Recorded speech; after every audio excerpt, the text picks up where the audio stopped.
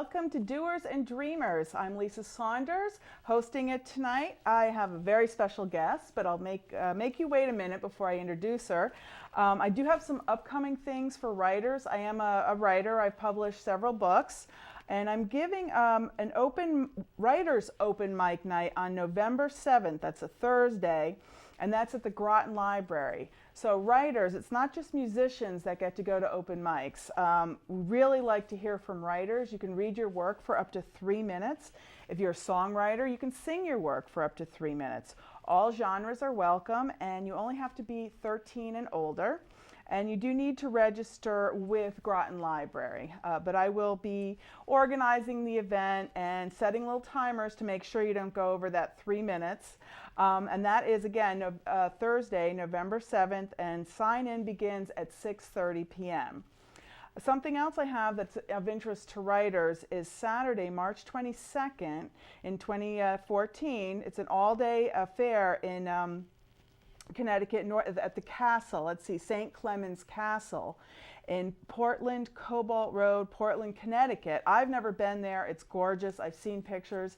Writers, you're going to love this. You're going to meet agents. You're going to learn how to either self-publish your book, get your book published, write a really good query letter. So I highly recommend that. If you're interested in learning more, you can contact me or just visit my website, authorlisasaunders.com. Now, one of the books I've written most recently is Mystic Seafarer's Trail, and that's a lot of history of this area, mostly from Groton to Watch Hill. And I had a lot of help because there's a lot of history and a lot of little secrets I wanted to uncover that may not be necessarily well known.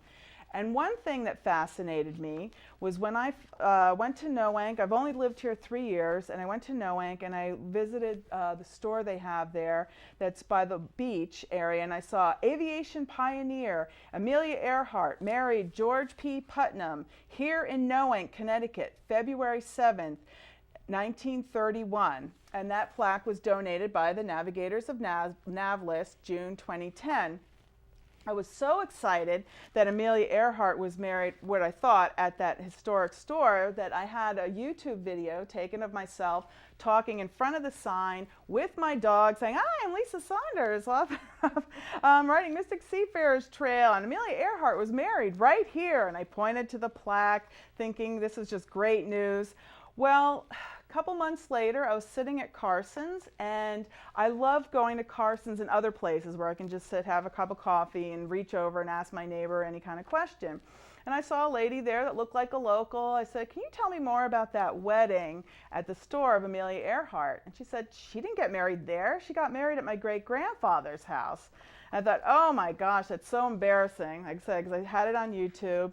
So she gave me the address of it. It's on Church Street, and I thought, I have got to find out more, because I really wanted to spend a chapter on Amelia Earhart's wedding in my book, Mystic Seafarer's Trail.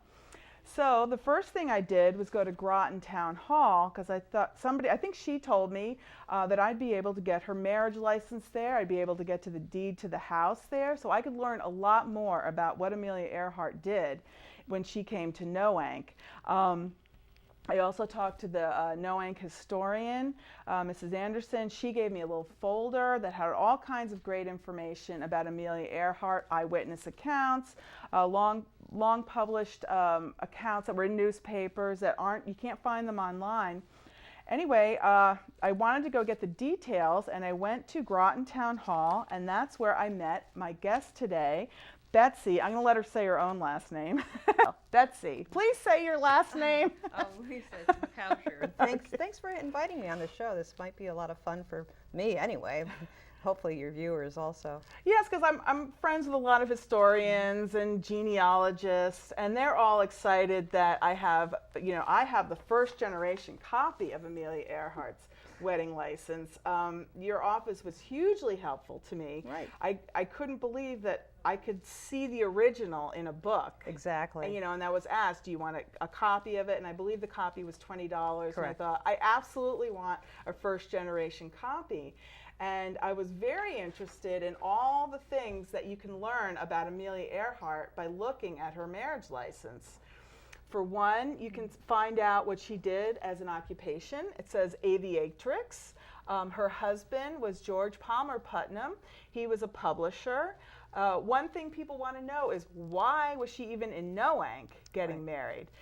She was actually living in Rye with Putnam at the time. She had written, she went there to write her book after she flew across the Atlantic. You're telling so many secrets. I know, but that's okay. I mean, his wife was there at the time. She moved in to write the book because he was a publisher, and he became very famous as the publisher of Lindbergh's book. He's the one who snagged that deal. And they became friends, and I used to be mad at Amelia because I thought she broke up the marriage, but certainly. I found out other things. So things aren't always as they appear. Absolutely. So we're not going to talk about what happened with George's first marriage. All we know is that what happened is his mother bought a summer home in Noank. Yes, and so this is where it all started, and they needed a private place to come and get married because she was already a huge celebrity for flying across the Atlantic. She flew over after Lindbergh, but she was with 2 male pilots, and they did all the work. So she was kind of embarrassed about that here she could fly. They did the work, but Putnam understood that it was great publicity. Woman gets across the Atlantic. So she got a lot of notoriety for that. She was already famous. She did later go across the Atlantic herself, by herself, a very exciting trip. But anyway, that's why she even came to Noank to get married. He talked her into it. According to sources, he asked her 6 times. Oh my. You know, the marriage was already over between he and his wife. Okay. I go into some of the reasons she might have been reluctant. One of them was that she didn't want her to change her last name, but I think it also could have been possibly because her parents were divorced and, you know, bad feelings about marriage. It could be. I was just speculating in my book, you know, based on, I just wanted to do research. Why is she always saying no? You know, because they seem to get along. You know? Well, it's interesting because you can see when they applied for the marriage license, and then also when it was executed. Right, and I thought that was interesting that here, you explained it to me, they get the marriage license, they had to get a probate judge's permission to marry before the 5 days. And that year, I think you told me, this is 1930, you said that time you had to wait 5 days. Right. Now, they already had to have their blood test, you said, to even apply for the license? Within the time frame of the 5, and so you'd get the probate judge to waive all the things that you'd have to do, including the 5 days. So the probate judge would say, no, we don't need the blood test. No, we can even do the blood test. Absolutely. Oh, okay. And so I just thought it was fascinating that I guess the town clerk might have typed this on the back. Right. This would be the probate. This is the probate judge. This is the probate clerk and judge. Arthur Anderson was the judge at the time. So Arthur Anderson, the judge, his clerk probably typed this up. Right. This is the back of the actual license that was issued by the town clerk, Henry Bailey. Yeah, and I just thought that was fascinating that he was saying this court is of the opinion that public policy, the intended marriage to be celebrated without delay. Right. So she could have gotten married immediately. And so that what I go into her book is what happened and why she didn't get married immediately. In fact, she went into the judge's office in his home in Noank and said, can I go into your study? And she did something that everyone says she didn't do, which is smoke cigarettes.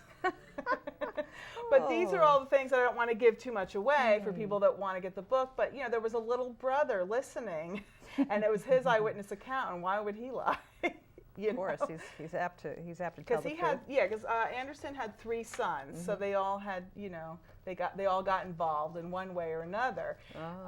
She went into that study, had a lot of thoughts, and decided, let's wait.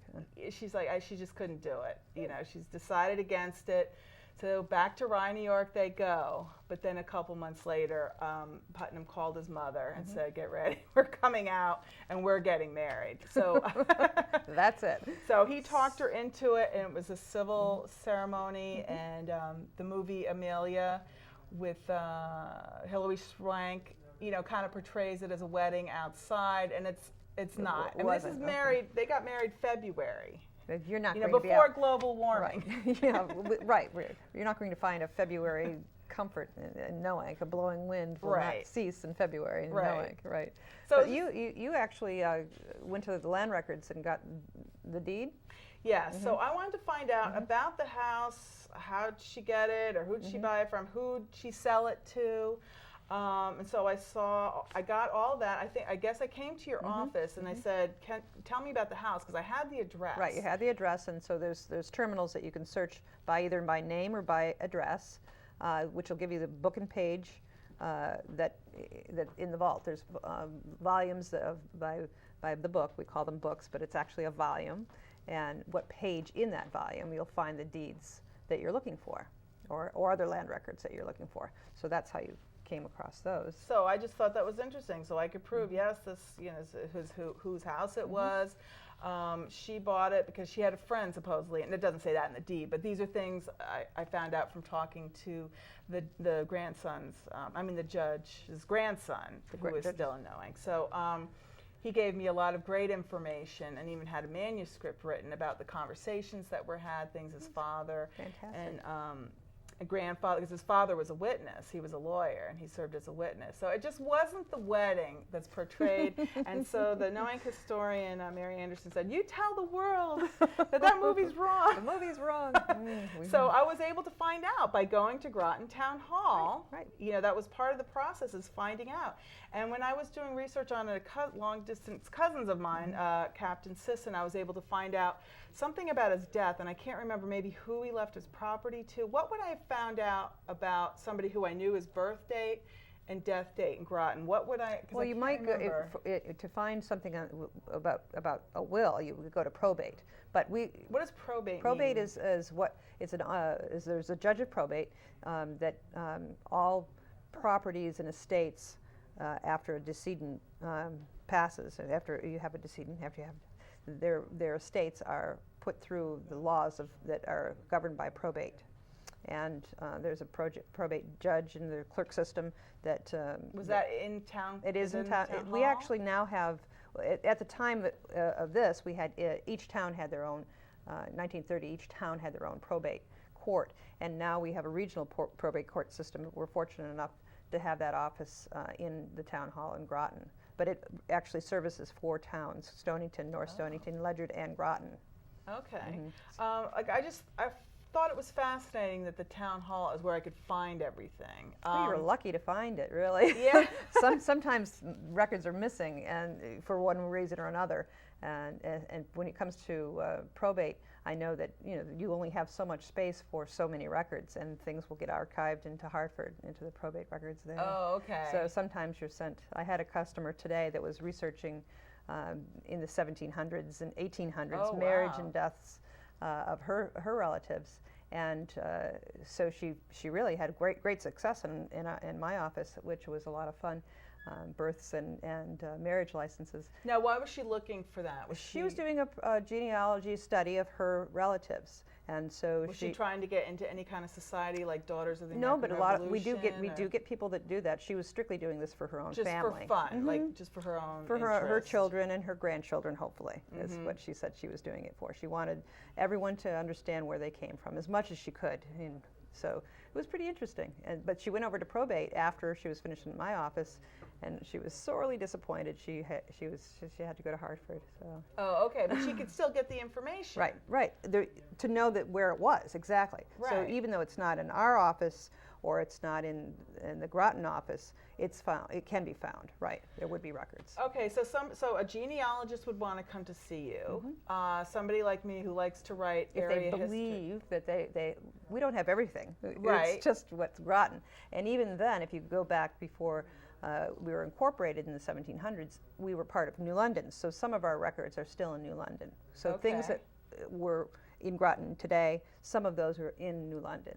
All right, but your office would be able to show where they are. Absolutely. So it's a starting point. If you know your family was in Groton at some point, it's the starting point. Absolutely. Okay, so like to be a member of the descendants of the Mayflower, it's very difficult. I went through the procedure. You have to have 2 proofs, and I had to find wills. I had to Mm-hmm. to prove these links. It was. Wow. So sometimes that It's a lot of information is work. not put on land records. Sometimes it's written into the family Bible, and the family Bible page is submitted to the historian of the town or the town clerk. Sometimes, and not often. Right. That's why it's so important. Like here I am lecturing everybody else, but I should have a family Bible so that I'm dead and gone. Everybody can see where I came from, and as much information as you know. Yes, absolutely. Right. Because if you're interested, because I kind of worry about computers and everything online. What if the whole world crashes and you're still kind of left with those? There's hard copies of everything. Somebody asked me yesterday, is everything that you have on record in the cloud? I'm afraid of the cloud. And I said, well, no, but most of our records are, at some point, they will all be online, and you will be able to access them.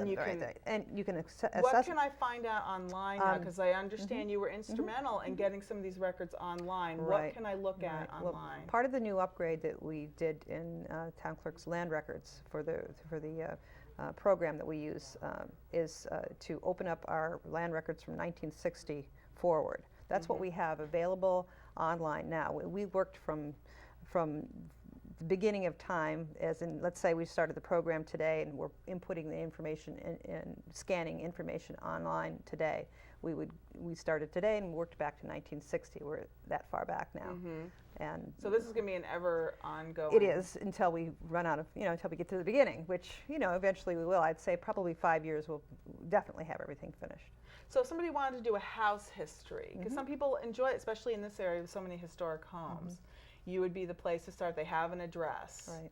And you would be the place, a good place to start. Absolutely. Go to, well, if you only have the address, you could either access the information on the website through the assessor's office, or actually physically come into the assessor's office. And in the assessor's office, they have they have property cards on every property in the town of Groton, and it's by street, alphabetical by street, and then by street address. And then you can see actually the name of the person who currently owns the property. Then you'd come to my office. If you didn't, this is if you didn't know anything but the address. Right. Then you'd come to my office and put a search in by the name and come up, and that would be linked to you could find every link for that property, past owners. Okay. Go back and back and back and back and back. And then what would you do you think? Well, you could copy each page for $1 and make your own little book. Right. Okay. And then maybe we thought it was you thought it was interesting that in 1930 they gave the person's occupation. I think that's very interesting. And they don't now. Now she told a fib on here. I won't tell on her. I mean, I tell on her in my book. She told a fib on here, and you told me you've seen other fibs on marriage licenses. I have. So tell me. I've had women.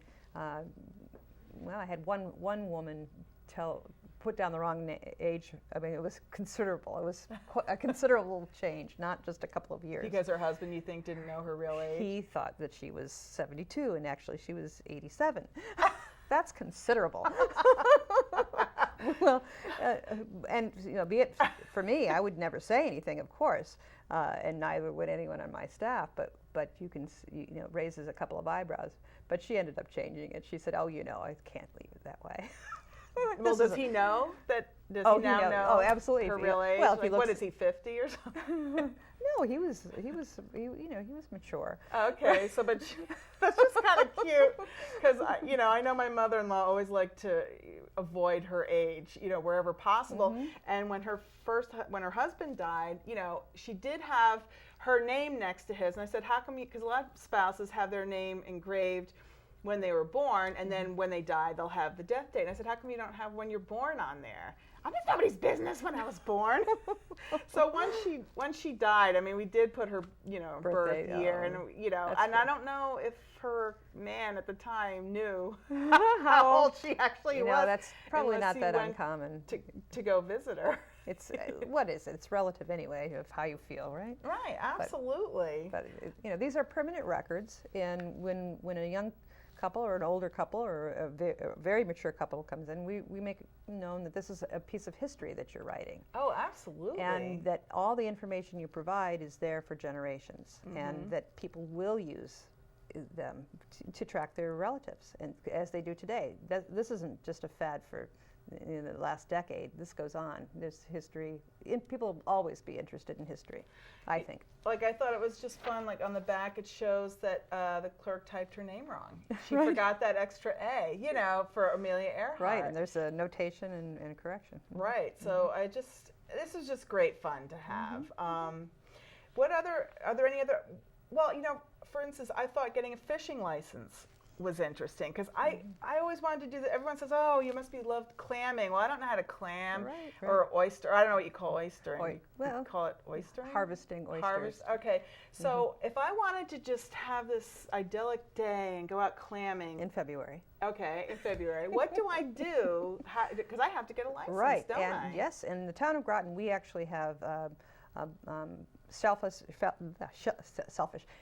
beds that are maintained by a commission, volunteers, and limited paid staff. We have a couple of wardens that are, I mean, it's almost embarrassing to say they're paid, but they are, because it's so small. But anywho, you can obtain a shellfish license either from the town clerk's office, you know, during our office hours, or Ken's Bait and Tackle on Thames Street in the city. They sell them also for the commission, and the police station in Groton Town Police Station. And so they sell them also. And Groton Police Station will always be open. So right, but they don't make change. They're not a cash business. That's so not how their much business. is it?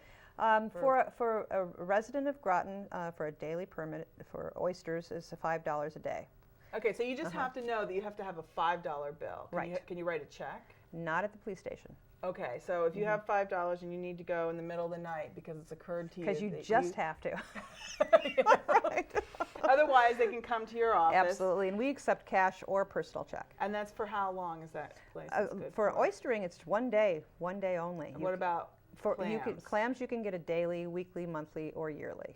And that rate, you can, if you're a resident, it's a daily. For a resident is, oh boy, I already said it was $5. It's $5 for clamming daily also. Okay, per day. Wow. Per day. But you can get 30 oysters for that $5. And you have a limit? Yes. Too, and it tells you and all size, that? yes. Oh, 2 okay. inches, 2-inch limit on the, is it 2 or 3? Heads. Anyway, there's a there's size limit, and it gives you all that 2 information. 2-inch for clams, right? Okay. Right, there's a 2-inch for clams and 3-inch for I've actually seen, I think, oysters. little police boats. Do they actually stop people? They I think do. they do. They do. And They you do. get fined, don't you? Absolutely, you can. It's a large fine, and you could lose your privilege for an entire year, which is really heavy. So you Right. wouldn't be able to.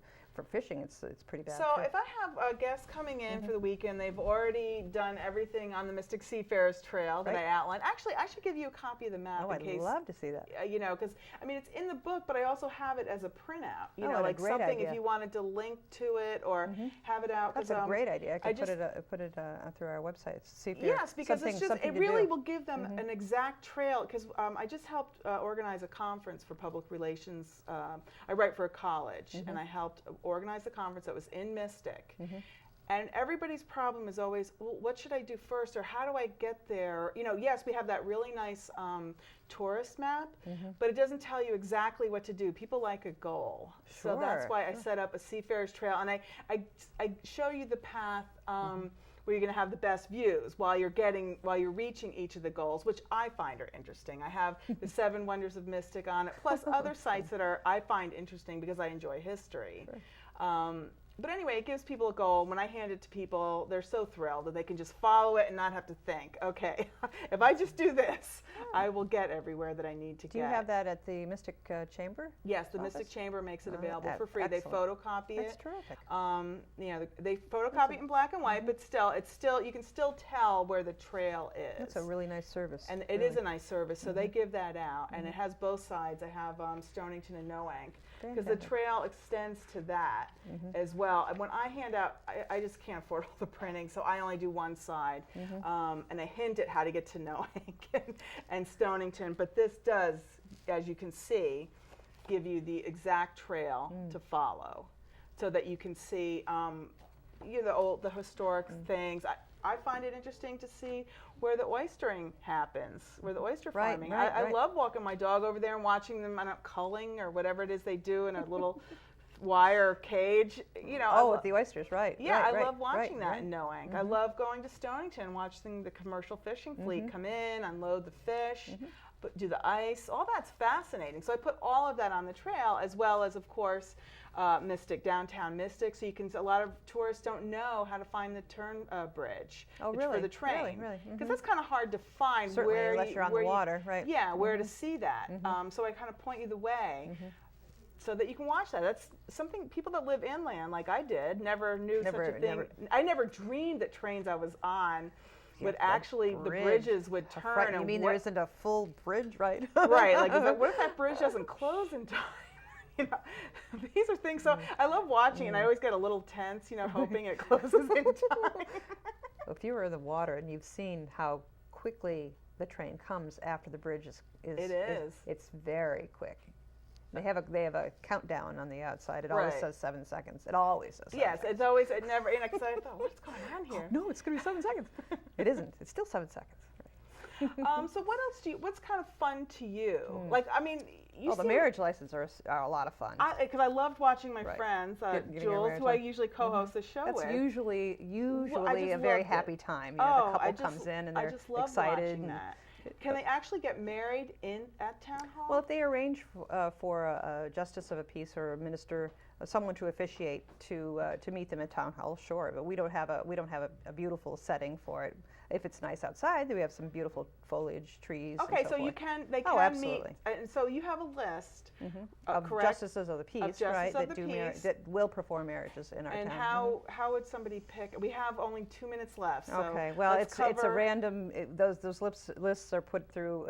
We randomly put them out, names on them. It's not an alphabetical order or anything like that. It's just a random list. It's a pick and choose. People can just who's available. Call down the list. Yeah, who's available? Who will marry them on a sailboat? Like people probably have. Do they have like crazy things that they want? We've had people that yes, absolutely. Because I saw one marriage where they were the marriage took place in a kayak. Well, that would take a very special justice of the peace.